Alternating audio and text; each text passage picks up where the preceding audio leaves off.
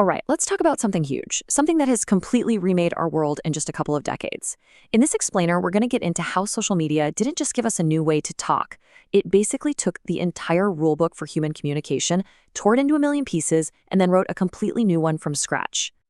I mean, just look at this contrast. It's night and day, right? On the left, think back to 1995. You made a phone call, you sent a letter. It was mostly one-to-one, it was kind of slow, and most of it just vanished. Now, look at the right. That's our world. It's a massive, tangled web of many people talking to many people all at once, instantly across the entire globe.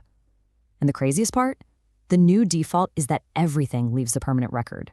This one change is a seismic shift, and we're about to break down exactly how it happened.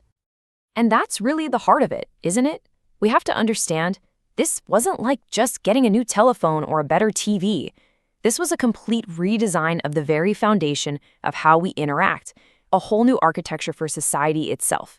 It changed how we build relationships, how we argue, and even how we see ourselves. Okay, let's dive into this. So how on earth did this massive shift happen so fast? Well, it all starts with the invisible foundation of our digital world, something tech folks call ICT. Think of ICT as all the plumbing and wiring of the internet. You never really see it, right? It's the giant fiber optic cables running under the oceans. It's the cell towers. It's the complex code that makes your apps work. It's the invisible engine that powers this entire new reality we're living in. And as this new tech gave birth to social media, it didn't just sneak in. It arrived with this incredible, almost utopian promise.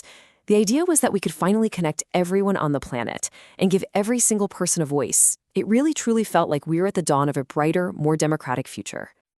And for a while there, it seemed to be delivering on that promise in a huge way.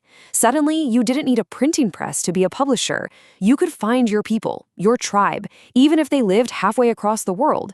News, real news from citizen journalists on the ground, could circle the globe in minutes, and you could organize massive movements for social change without any central leadership. It was revolutionary. This quote here, it just perfectly captures that electrifying feeling from the early days. It really felt like the old gatekeepers were tumbling down, and that power was finally truly being handed over to the people. And the scale of this is it's staggering. Almost 5 billion active users. This isn't some niche hobby. This is a fundamental part of the global human experience now. The dream didn't just come true, it went mainstream in a way no one could have predicted. But this is where the story takes a very sharp and much darker turn. Because it turns out that for every one of those beautiful, utopian promises, there was an unforeseen consequence, a dystopian reality lurking right behind it. This is the other edge of the social media sword. Yeah, so the very systems built to connect us also turned out to be the most efficient delivery systems for viral misinformation ever created. The algorithms designed to show us what we like got really good at trapping us in echo chambers, making us more polarized.